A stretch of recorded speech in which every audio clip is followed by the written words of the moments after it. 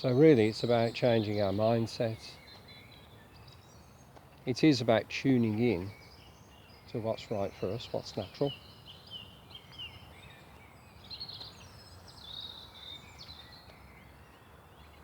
And if I had to sum it up literally in a few words, Tai Chi, Qigong, looping it all together, lumping it all together, is really harmonising with nature.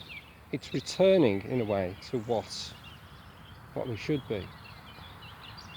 And I think life's about balance, isn't it? Balance in all sorts of ways. So our modern way of life, fine as long as it's balanced.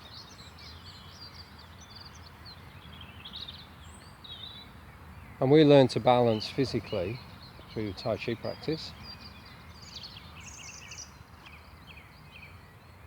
We learn to ground ourselves physically. But you know, all the time you're doing that, you are training a mindset.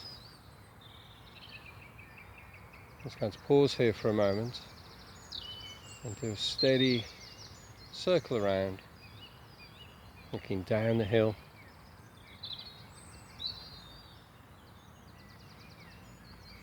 towards the trees where we were just walking through.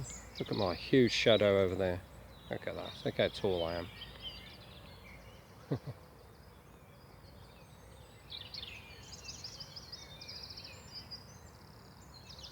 Can even see my footprints.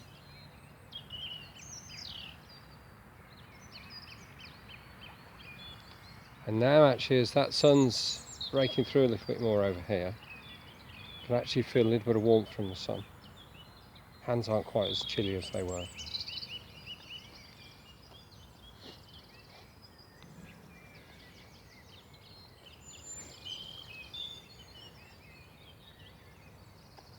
Tai Chi to me is about grounding ourselves, recognising who we are, finding our place in this world.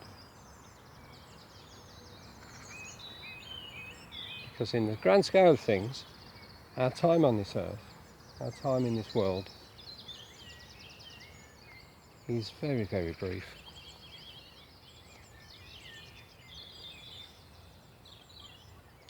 And I've thought since really quite young that quality of life is more important than quantity of life. I remember when we had a dog as a kid, our Springer Spaniel. Wasn't a young kid. I nagged for a dog for years. Eventually got one when I was a teenager. So, our Springer Spaniel called Glenn, he was a little bit of a fighter, he was. We had a few battles. But he was lovely. Anyway, he died at the age of 10. Relatively young. Hoped he would have made to 12, 13, 14. However, he had a wonderful quality of life. And he was actually put to sleep because it turned out he had a severe cancer tumour that burst. And in his last few hours, I guess he was suffering. But we wouldn't let him suffer, would we?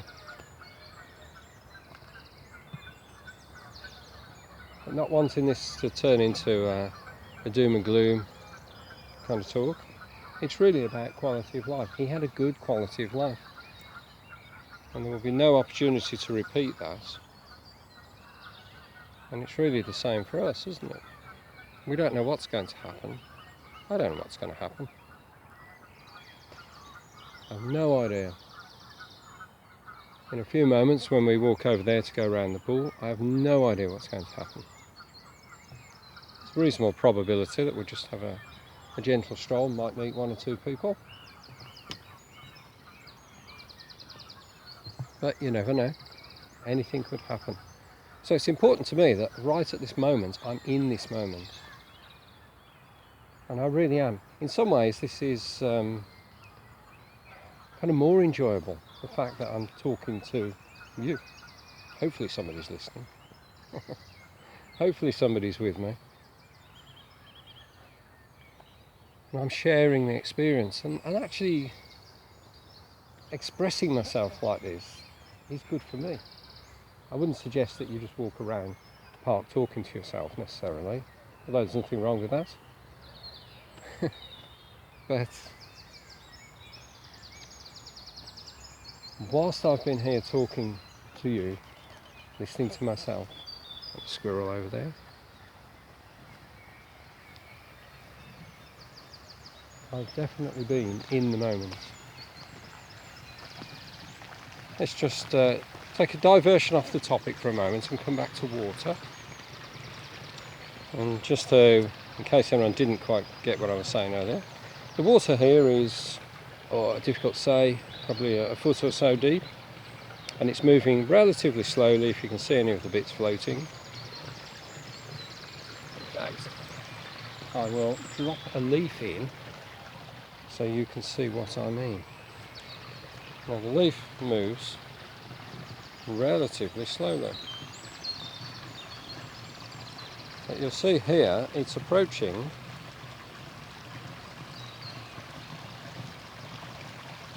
a little point where it's going to have to speed up. And where the water suddenly, or should I say where the stream suddenly becomes a lot shallower, the water has to travel faster, which it does naturally. So it speeds up into the turbulence,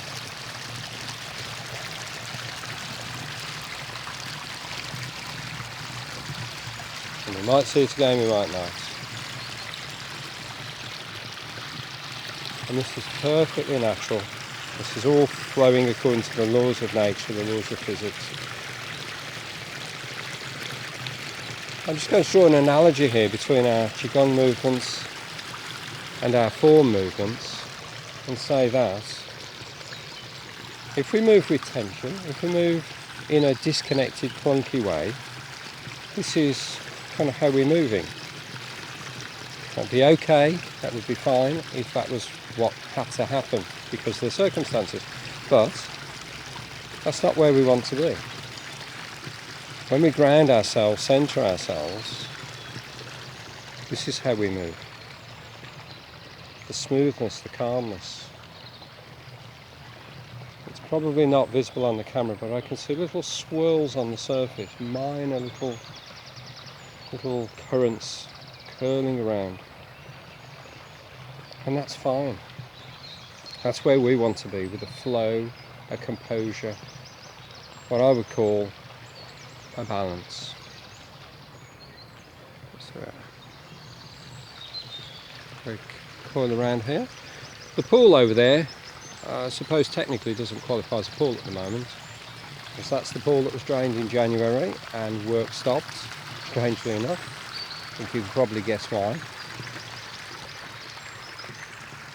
And I do feel for the birds, the ducks, the geese, the heron. You might see the heron this morning.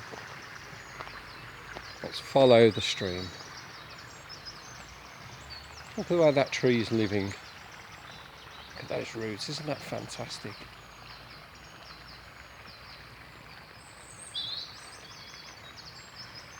I dare say this stream's been running this way hundreds of years, I don't know, thousands of years, no idea.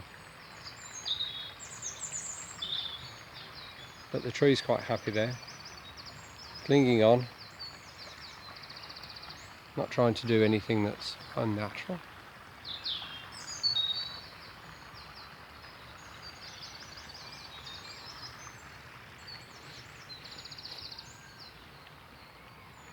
I wrote a poem about trees. I wrote quite a few poems some years ago. I might share it with you. I think the time has come to share these things with people.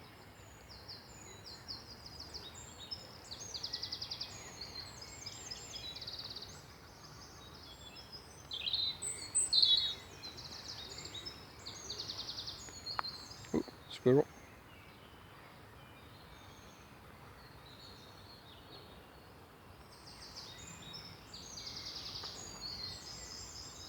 I think squirrels get a bad press.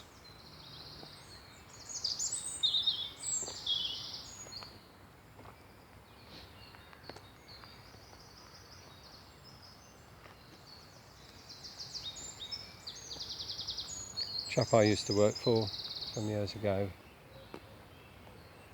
he moved to a semi-rural location and then complained about the squirrels and the mice.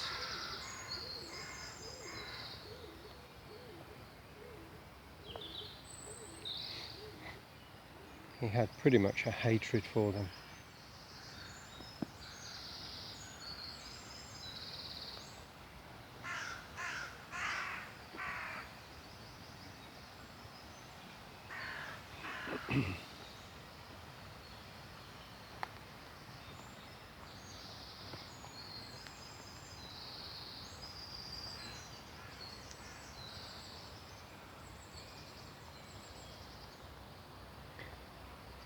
He was the kind of person that would shoot them or poison them. We're a strange species, aren't we? We damage the planet. Ooh. Wonder what's going on down in there. Let's see if we can have a little look inside. Can't see very much. A bit dark. I don't want to disturb anything that might have made its home down there. But again, I like the way this tree that runs across the stream here, or fell across the stream, has been left. Wonderful. Yes, we're a strange species. We destroy the rainforests, we overpopulate the planet, we cause immense damage. Species become extinct because of us, and then we complain because the slugs eat our lettuce or our hostas. Let's have a listen to the sound of the water here. Look at that. Again, here we have the smoothness. This is our Tai Chi form, our Qigong, with the calmness, with the smoothness. But within that smoothness, within that calmness, there should be a potential for great power, just like the water. We only have to look at the amount of damage that's been done to our homes due to heavy rains, flooding, to realise just how powerful water is. For most of my life I've never come across the word tsunami, then all of a sudden it hit the news big time, didn't it? And the press loved it. I think then people really did appreciate just how powerful water is. Yet it's so soft. If I put my fingers into there, if I try to pick up that water, I can't pick it up. I can't move that water because it would just flow around anything I try to do. Sure, I can capture it into a bucket perhaps, but what can I do with it then? I can only pour it out. It will only go where it wants to go.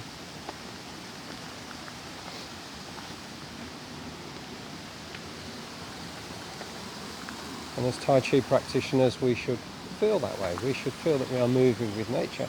As I walk along this path, which is relatively smooth, but it undulates a little, it's nice and crunchy.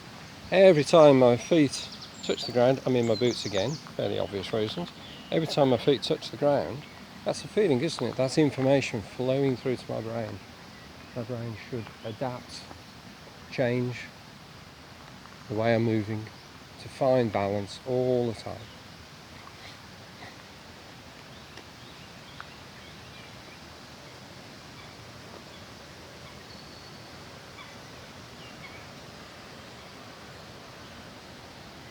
Morning. It's beautiful, isn't it?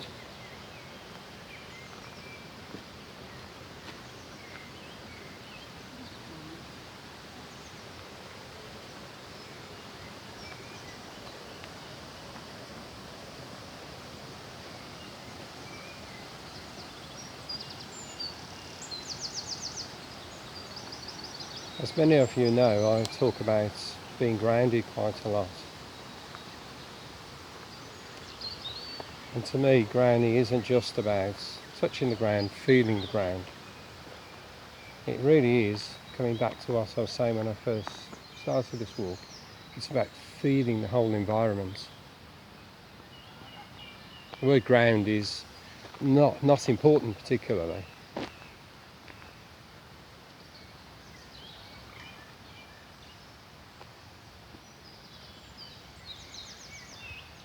And that brings us to mindfulness. If I'm mindful, I will be grounded.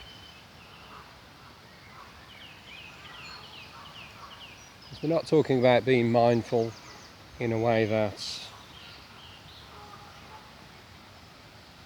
I just focus on the feeling of one thumb or one finger or my toes or my breathing. We're talking about something far, far deeper than that.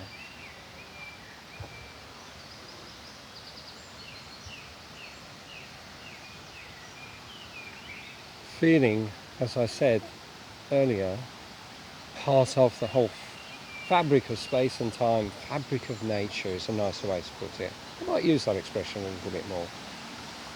The fabric of nature. And as I approach this point, not being fearful of this, I'm quite confident in my balance, but nevertheless I still need to be mindful. Feel my balance, be aware of where I step, constantly move my body into balance so I can step right to the edge here.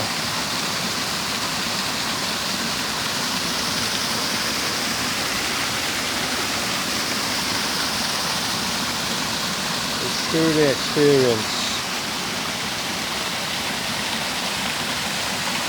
this lovely spot.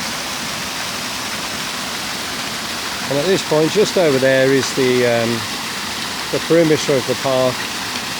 This stream actually continues all the way through to Bourneville Park. From there it goes through Cadbury's, through the grounds.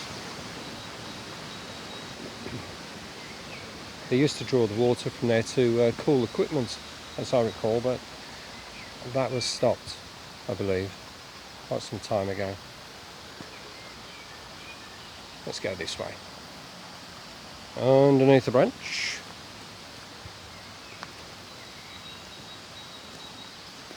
And eventually that carries on through to Cannon Hill Park and beyond.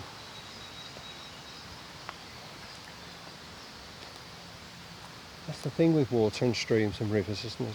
Think how far it's travelled.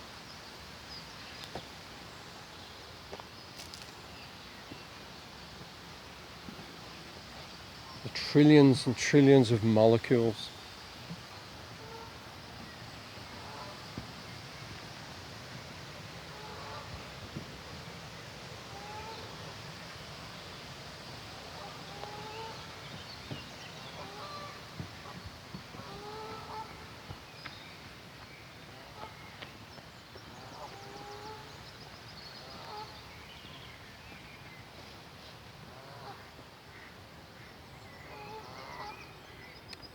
The poor ducks and the geese don't have a great deal of water at the moment.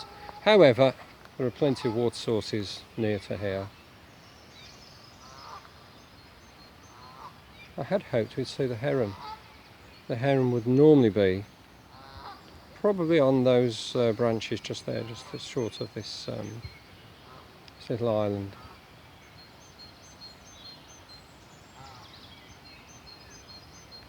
But not this morning. Okay.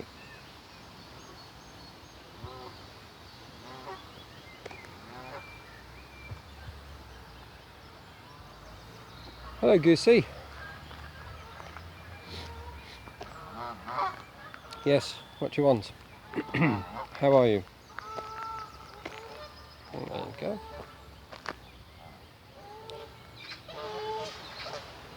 I know people will look down upon them, but they're part of nature, aren't they? They're really quite amazing things. One of the things that's fascinating about birds, of course, they vary so much. They vary from absolutely tiny to really quite big. They vary from quite quiet to quite noisy.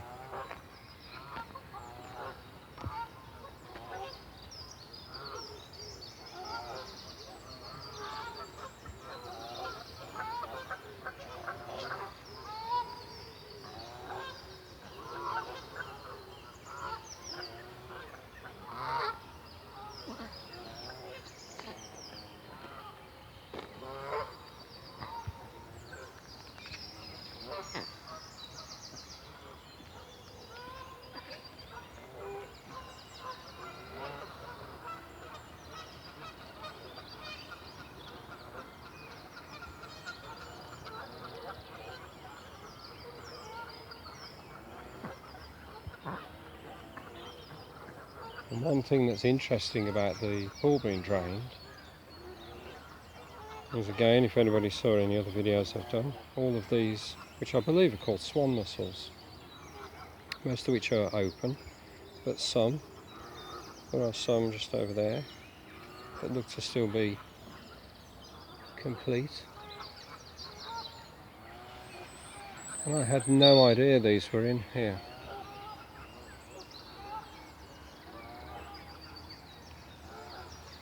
When I looked them up a few days ago, I found you can buy them for £3 a piece. They're obviously good for the ecosystem, good for the health of the water. Presumably they filter it in some way. I don't know. Not my area of knowledge, expertise. I just know that they are a bivalve. So they suck the water in and squirt the water out. Just up there is a nice little wooded area. There's a cul-de-sac just the other side of the wooded area there, and a cul-de-sac here.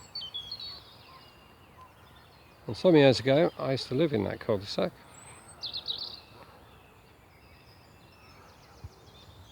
I had a flat there.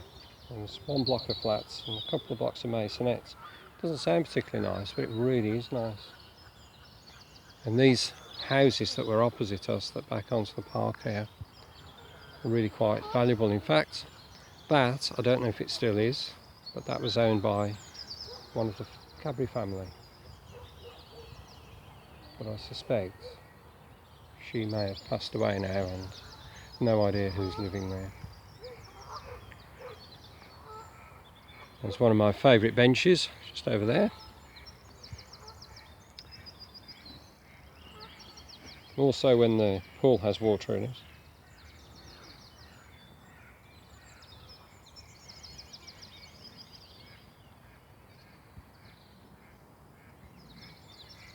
I'm just going to take a little stroll up here.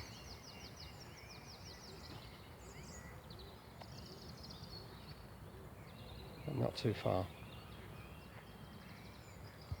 Enjoy the sunshine, enjoy the moments. Even enjoy this walk up this slope, which is reasonably steep.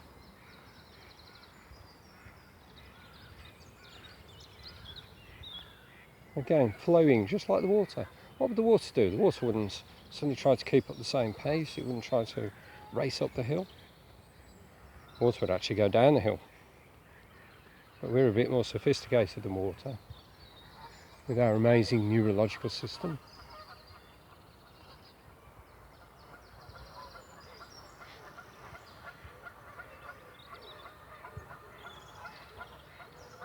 I can still walk up the hill relatively effortlessly,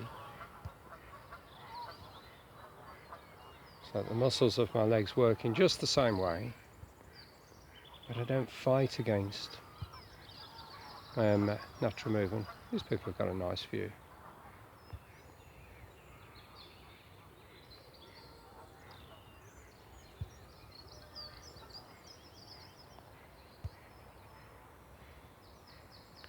I think you can imagine what that looks like with the pool full of water.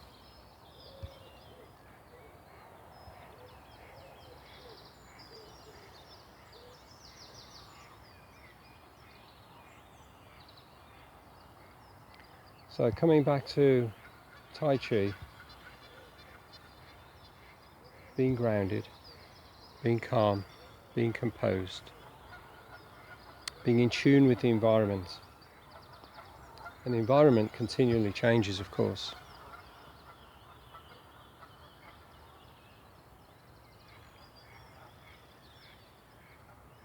So if we're sitting in a chair, we can still be Tai Chi.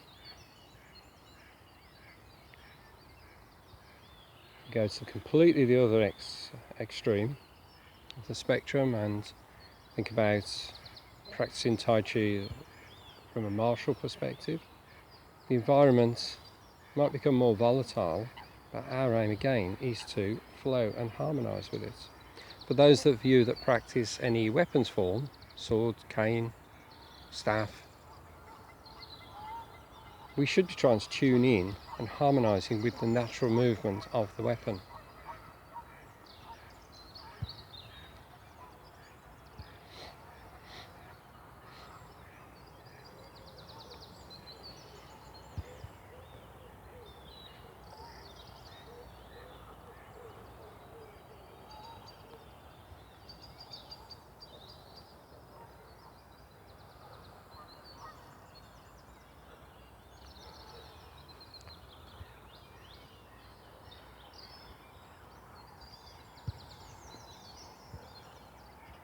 So perhaps let's look for a few more opportunities in life to harmonise, to do what's natural.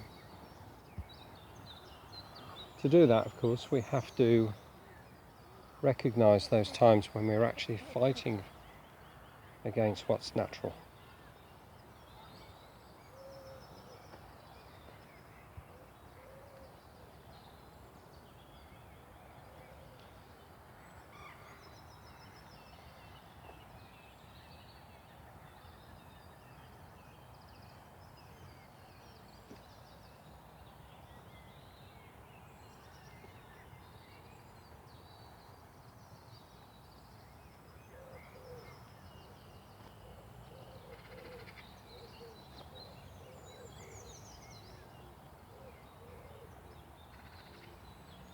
Well, it's now 10 to 8,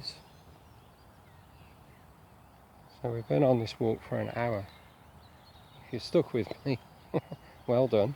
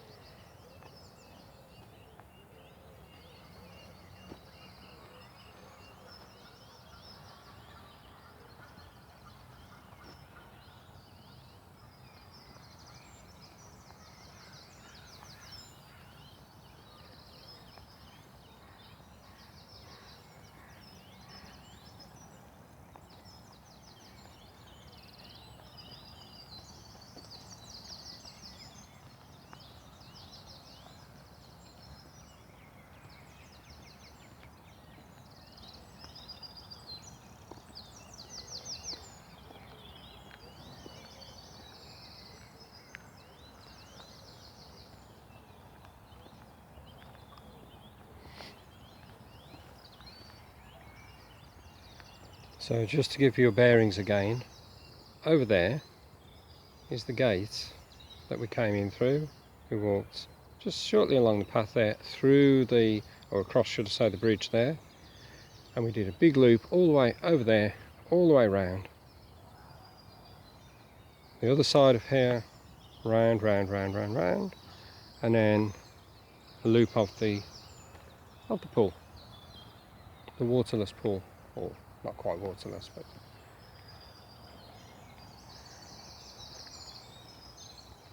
ooh, I hope you saw that. Impressive to watch squirrels move. They're amazing things, aren't they? He's giving me a look here. That was a... Are you going to put this on YouTube, look? Here we go, here we go, yeah. Have a little scratch. This is really quite close. I don't want to disturb the fella, but I do want to get the opportunity. I'll take the opportunity while it's here.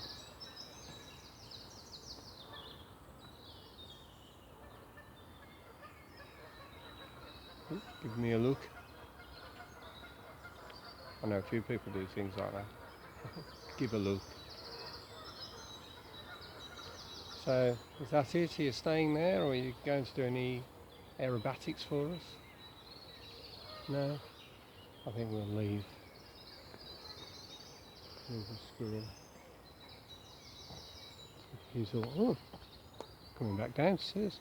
Hope you don't think I've got food for you. Are you used to being fed by people?